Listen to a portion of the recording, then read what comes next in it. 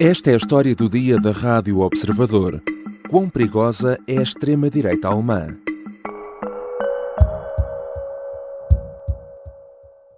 Germany says it has foiled a far-right plot to overthrow the government. 25 people, including a soldier and a judge, were detained after police raided 130 sites across Germany. Um grupo de homens armados ataca o Parlamento e mata vários políticos. O objetivo final é tomar o poder e fazer um golpe de Estado, deitando abaixo o regime.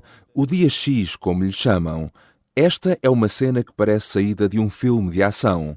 E, no entanto, de acordo com as autoridades alemãs, era isso mesmo que estava a ser planeado por um grupo de terroristas de extrema-direita. Um grupo que, alegadamente, teria as armas e os meios necessários para o tentar, mas cujas intenções foram agora travadas numa mega-operação lançada em vários pontos da Alemanha. This is a very large police operation involving thousands of officers. The 25 people arrested we know about. The suggestion also that there are 50 people of interest to the authorities insofar as this operation is concerned. The interesting thing, this movement of ICE...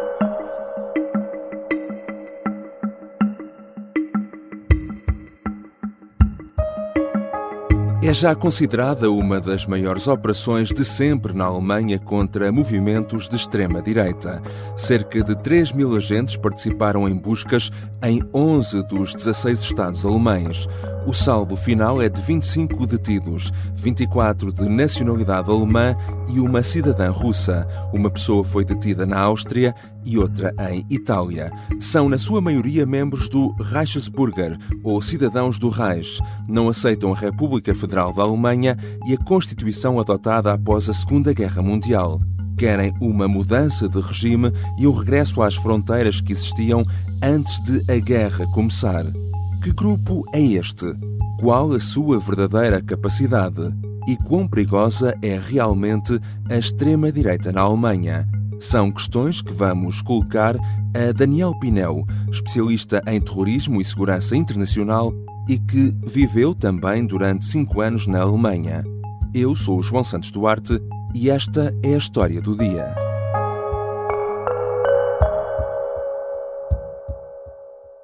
Bem-vindo, professor Daniel Pinel. Olá, muito obrigado. Prazer estar aqui. Vamos começar por perceber ao certo que planos eram estes. De acordo com as autoridades alemãs, o que é que este grupo estaria a preparar-se para fazer?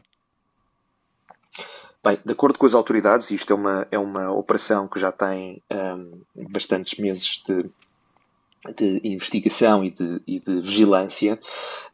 A ideia é que este grupo tinha planos razoavelmente concretos para tentar declarar um governo alternativo que se substituísse às autoridades da Alemanha. Para a polícia ter efetuado estas prisões, tinha que haver algum tipo de ameaça violenta. Nós não temos a certeza de qual é que ela era. Portanto, na Alemanha é importante se há ou não há armas e se há ou não um plano violento. Do ponto de vista constitucional, isto é importante para casos de antiterrorismo e de extremismo que normalmente caem sobre a alçada de uma polícia especial, a chamada o Gabinete de Proteção Constitucional. Este grupo, que é um grupo heterogéneo, tem muitas pessoas que acreditam que, na verdade, o Estado alemão, como ele existe hoje, a República Federal Alemã, não é real, não tem valor legal nenhum, não é um Estado soberano, e que o que continua a existir, mas sem instituições, portanto, sem corpo institucional, mas existe, do ponto de vista legal, como entidade soberana, é ainda o Império Alemão, que foi abolido no final da Segunda Guerra Mundial, com o armistício em 1945. E, portanto, por isso, alemão. Exatamente, um dos planos, ou o plano que passava por um ataque, neste caso, ao Reichstag, quão séria era então considerada esta ameaça? Teriam mesmo capacidade e dimensão para fazer algo do género? Bem, os números que nós temos de pessoas radicalizadas e violentas dentro deste movimento, que, mais uma vez, é um movimento que pertence à família alargada dos extremismos de direita alemães, que é uma família grande e que tem enfim, entre membros de partidos, conta com cerca de 35 a 40 mil pessoas, estimado, provavelmente os números são ligeiramente maiores, em termos de grupo de apoio, pessoas que estão na órbita desses partidos, mas que não contam com, como é que eu ia dizer, com serem membros efetivos do partido. Portanto, ainda é um número grande. Este é muito mais pequeno que isso, e o número de pessoas dentro desses que estão radicalizadas para a violência não chega às 4, 5 mil pessoas, o que é um número muito grande, oscila, depende dos anos, das estimativas da Polícia Federal Alemã, mas que ainda são nos milhares de pessoas, mas que é um número mais pequeno. E este grupo tinha um grupo de pessoas claramente mais radicalizadas. Eu devo dizer que eu não tenho a certeza. Claramente, alguns membros deste grupo devem ter tido planos violentos para um ataque violento ao Parlamento e a outras instituições, possivelmente, porque senão não teria havido esta ação policial com esta urgência. Mas a ideia poderia ser meramente esta, que era tomar o Parlamento e substituir estes políticos que não têm, na visão destas pessoas, nenhuma força de lei por um Parlamento que representasse os seus interesses. She would have been installed as the new Justice Minister, Birgit Malsack-Winkemann, who was a member of the German Parliament for the far-right Alternative for Germany party until last year. Mas este grupo já teria mesmo um governo sombra e pessoas alinhadas para ocupar cargos num futuro governo de transição pós-golpe, certo? Sim, mas isso faz parte da própria organização do grupo. Ou seja, não era necessário isto por causa do golpe. Uhum. Ou seja, este grupo organiza-se em capítulos, em parlamentos regionais, sombra. O que é que isto significa? Significa que estas pessoas, há décadas, acham realmente que o Parlamento que eles organizaram na sua região federal e onde eles se reúnem é o Parlamento legítimo e não o Parlamento que está a tomar decisões. E, por exemplo, há pessoas que fazem passaportes do Império Alemão e tentam sair do país e entrar no país e fazer viagens com estes passaportes. Não querem pagar impostos porque acham que estão a pagar impostos, são um governo ilegítimo que não tem a capacidade de cobrar impostos e por aí adiante. Este grupo tenta construir uma realidade burocrática, política, administrativa paralela. A ideia era que aqui a diferença que fez com que a polícia atuasse, coisa que não fez o ano passado, nem há 2 anos, nem há 3 anos, quando estas pessoas continuavam a ter ministros sombra, parlamentos sombra, documentos sombra, passaportes sombra, etc., é que foi a ideia de ter encontrado prova de um plano para violência e de armas ou meios para cometer essa violência. Essa radicalização é o que determina a ação da polícia, mais do que a suposta preparação política, se quisermos, de uma estrutura de poder. É um movimento também com muitos adeptos das teorias da conspiração, inclusivamente da ideologia QAnon, com origem nos Estados Unidos. De resto, este plano para um ataque ao Reichstag terá também inspirações no ataque ao Capitólio em Washington. E estamos também aqui a falar de pessoas que acreditam na existência daquilo que se chama uma espécie de deep state na Alemanha. Precisamente. Aliás, o que nós estamos a ver é uma espécie de uma crescente federação de várias teorias de conspiração umas das outras, e isto tem a ver com as redes sociais, com a capacidade das pessoas se organizarem e de criarem coligações. Isto é o caso, por exemplo, neste grupo de pessoas que tem alguma inspiração, claramente, na conspiração QAnon, que de resto é algo que passou a ter representação em grupúsculos anti-governo ou de protestos, desde o Gilets Jaunes até o movimento anti-vacinas português, até o movimento anti-vacinas holandês. Aliás, por exemplo, dentro deste grupo dos cidadãos do Império, portanto, dos cidadãos do Reich, que é o nome que eles dão a eles próprios, ou o Conselho, também se chamam eles próprios o Conselho, nós temos pelo menos 3 grandes correntes. Nós temos uma corrente monarquista, portanto, claramente, a razão para fazer isto é o restabelecimento da monarquia imperial alemã.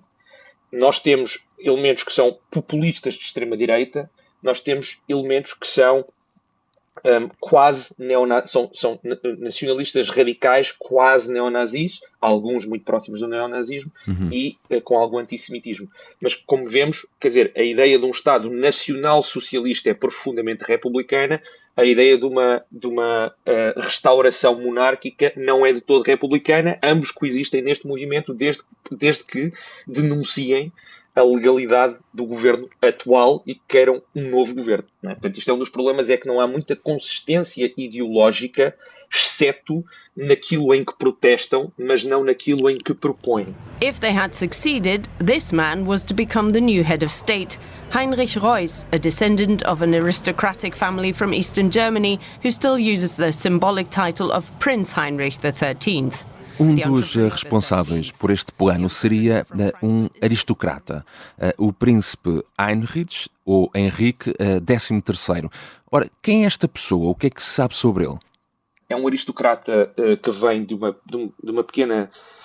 de um pequeno principado no que hoje é o Estado Federado da Turíngia, no leste do país, e que tem uma família razoavelmente conhecida localmente ou regionalmente, porque durante cerca de 700 anos foram a família reinante nesse pequeno principado na região da Turíngia. É basicamente isto que nós sabemos, ou seja, ele era uma pessoa de muito pouca notoriedade na sociedade alemã, diga-se de passagem, mesmo até nos círculos mais, se quisermos, ligados a um certo culto da nobreza, um certo culto como nós temos de resto também em Portugal, ou como existe na Espanha, com as suas festas, com as suas revistas, com a sua imprensa própria. Mesmo nesses círculos ele era pouco conhecido, e em relação à sua própria família tinha havido uma espécie de corte de relações, e não é de agora, portanto não é meramente em relação a esta prisão e este novo embaraço,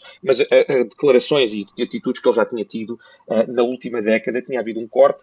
Agora acontece que, como ele estava na região do Hesse, portanto não na sua região natal, na Turíngia, mas na região do Hesse, onde está Frankfurt, portanto o gabinete local da proteção da Constituição, portanto a tal polícia especial para assuntos constitucionais, e que lida com todo o extremismo, em particular o extremismo antigovernamental e o extremismo de extrema-direita, notou, tinha sido informada por outras autoridades que ele estava envolvido nisto e que fazia parte da vigilância da polícia, e portanto passou a informar esta task force governamental das suas atividades. Já voltamos à conversa com Daniel Pinel, especialista em terrorismo e segurança internacional. Vamos falar da forma como os elementos destes grupos estão também infiltrados nas forças de segurança alemãs.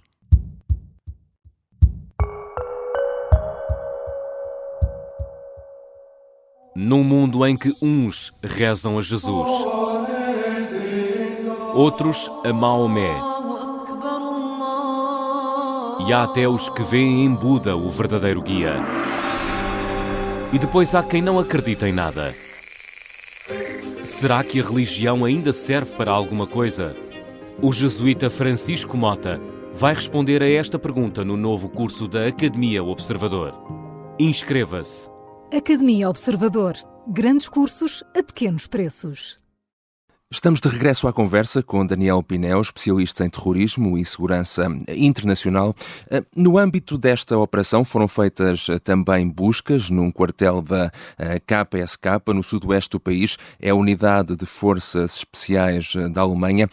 Já não são de agora as suspeitas de ligações de elementos das forças especiais a movimentos neonazis. Há membros deste grupo infiltrados também nas forças policiais e militares alemãs? Pelo que se sabe das pessoas que foram agora presas, apenas uma está no ativo nas forças de segurança, mas vários que foram objeto de detenção e alguns que foram objeto de buscas, ou cujas propriedades foram objetos de buscas, são ex-membros das forças de segurança, em particular da polícia, mas também das forças armadas. Isto por duas razões. Número um, porque a extrema-direita alemã e algumas partes alguns movimentos dentro da extrema-direita alemã, em particular, têm uma estratégia clara, que não é de agora, que é de há décadas, pelo menos desde o final dos anos 80, anos 90, de tentativa de infiltração nas forças de segurança, seja na polícia, seja nas forças armadas alemãs, em particular nas forças especiais. No caso deste grupo, também há a questão de que o grupo cresceu muitíssimo. Ou seja, hoje em dia estima-se que este grupo tenha qualquer coisa como 18 mil aderentes, dos quais cerca de 1000 foram categorizados como extremistas de extrema-direita, com ideias ou com potencial de violência. Isso significa que este grupo é particularmente perigoso, não apenas pelas possíveis ligações às forças de segurança, mas sobretudo ao aparelho administrativo do Estado e a entenderem, a terem contactos e pessoas muito próximas do que poderia ser, por exemplo, a investigação. E podemos dizer que nos últimos anos se têm intensificado as atividades destes grupos de extrema-direita, nomeadamente até com alguns ataques violentos? Sim, efetivamente, o número de ataques tem vindo a aumentar na Alemanha e nós temos, os números são os números do próprio Gabinete de Proteção da Constituição, mostram isso bastante bem. Desde 2016-17 que nós vemos um aumento do número de pessoas que entraram no extremismo e, dentro desses, um aumento do número de pessoas que professam a violência, um aumento em 2019 e 20 e uma ligeira diminuição em 2021 do número de casos criminais contra estas pessoas, e também um número crescente de eventos culturais e musicais ligados à extrema-direita, em particular a grupos neonazis na Alemanha, que são formas de fazer network e de criar alianças entre os grupos e de recrutar novos membros. 2014, 2015, 2016 tivemos um aumento muito grande destes ataques e agora estamos a ver um aumento do número de pessoas, mas não necessariamente do número de ataques, em larga medida porque o Estado alemão passou também a levar isto muito mais a sério. Ou seja, havia o Estado alemão as forças de segurança alemãs, historicamente, sobretudo as suas unidades de contra-terrorismo e os seus serviços de informações, quando olham para este assunto, estão sobretudo preocupados, historicamente, com a extrema-esquerda ou com o terrorismo de extrema-esquerda por uma razão simples. Porque, historicamente, nos anos 70 e 80 e início dos anos 90, eles eram mais prevalecentes, nomeadamente as Brigadas Vermelhas, como, aliás, também houve em Itália, não é? O grupo Baader-Meinhof, etc. E, portanto, o Estado virou-se para esse lado. Isso significa que houve até, se quisermos, alguma facilidade nos anos 90 e 2000 de algum recrutamento de pessoas ou de pessoas de extrema-direita dentro das forças de segurança e o Estado alemão passou a olhar para isso com muita cautela. Portanto, há grupos de extrema-direita que evadiram a justiça durante muito tempo e não foram investigados durante muito tempo, porque nós hoje sabemos, havia pessoas, seja nos tribunais, seja na polícia, seja nos serviços de informações, que tinham alguma simpatia por esses grupos, que eram vistos como grupos anti-extrema-esquerda, por serem de extrema-direita, e que, portanto, cultivaram relações com esses grupos e muitas vezes os avisavam ou fechavam o olho. Aliás, havia o dito em alemão, não é, de que a polícia alemã era cega do olho direito. Não é? Só via com o olho esquerdo, ou só via para a esquerda. Não é? E, de facto, as reações eram sempre muito brutais quando havia grupos anarquistas ou anarcossindicalistas ou protestos violentos, por exemplo, nos anos 90, anti-globalização. Era sempre muito forte a reação, ao passo que estes grupúsculos de extrema-direita foram-se organizando e foram fazendo cada vez mais ataques. Quando isto começou a chegar em 2016, 17, às forças militares e às forças de polícia, e houve provas disso, e também aos serviços de informações, houve uma tentativa do Estado alemão de fazer alguma coisa em relação a isso, de forma menos aparatosa, e o que estamos a ver hoje é fruto disso. Ou seja, hoje o Estado alemão tem muito mais cuidado com isso, porque vê, não só na Alemanha, como na Europa toda, o tipo de terrorismo que mais mata na Europa não é nenhum destes, nem a extrema-direita nem a extrema-esquerda, é o terrorismo etno-separatista, historicamente tem sido sempre o caso, não é o terrorismo nem religioso, nem de extrema-direita, nem de extrema-esquerda, é o terrorismo etno-separatista, continua a ser o caso, mas o que teve maior expressão de crescimento é claramente o terrorismo de extrema-direita. E o terrorismo de extrema-direita pauta-se por ter normalmente menor número de ataques do que de extrema-esquerda, certo? E do que, por exemplo, o terrorismo jihadista, mas de ter ataques bastante letais. Há também uma história curiosa, de resto, no âmbito desta operação, é que foi detida também uma cidadã russa suspeita de apoiar o movimento e que, alegadamente, segundo as histórias, estaria encarregue de tentar procurar o apoio de Moscovo para este grupo. Ora, isso, o certo é que levou mesmo a Embaixada da Rússia em Berlim a emitir um comunicado em que rejeita que Moscovo tenha ligações a movimentos de extrema-direita alemães. Sabe-se quem é esta pessoa, ao certo? Pelo nome e por onde foi presa, portanto, junto da residência permanente do tal príncipe de Reuss, julga-se ser a sua companheira de longa data, muito próxima a ele e envolvida no mesmo grupo. Neste mesmo grupo, a polícia alemã teve muito cuidado em divulgar que, sim, essa era a informação que tinham de uma tentativa do grupo ter tido algum apoio por parte da Rússia, mas que não havia até agora nenhuma prova de que a Rússia tivesse dado esse apoio efetivamente, muito menos do ponto de vista da violência. A Rússia distancia-se particularmente do ponto de vista público de tudo o que é violência neonazi. Agora, o que acontece é que não havendo um distanciamento muito claro em relação a estes grupos e não havendo apoio direto, muito menos provas de apoio direto às suas ações violentas, aquilo que há são campanhas de desinformação que criam uma espécie de um meio, ou apoiam a criação e o crescimento e o recrutamento de uma espécie de um meio que está entre a extrema-direita e as teorias da conspiração. Para a Rússia, portanto, para os serviços de informações militares russos, nomeadamente o GRU, que têm unidades específicas para formularem operações de desinformação de larga escala na União Europeia e nos Estados Unidos, o que interessa é a desestabilização, número 1, do sistema político. Número 2, o enfraquecimento da unidade europeia. Portanto, todos os grupos, e quase todos os grupos nacionalistas e de extrema-direita alemães são contra a União Europeia e são contra o que eles veem como o globalismo.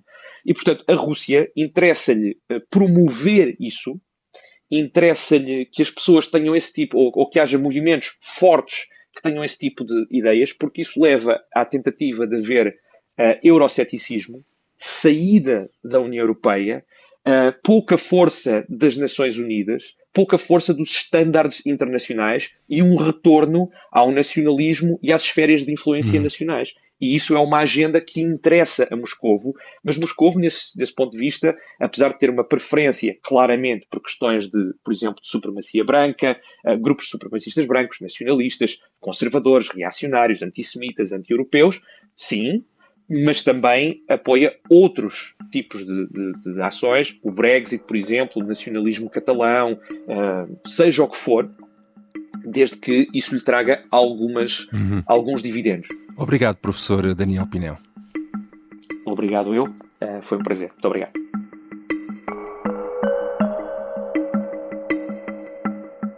Daniel Pinel é especialista em terrorismo e segurança internacional. Esta foi a história do dia. Neste episódio, usamos sons de notícias da Al Jazeera, da Deutsche Welle e do Channel 4. A sonoplastia e a música do genérico são do João Ribeiro. Eu sou o João Santos Duarte. Até segunda-feira.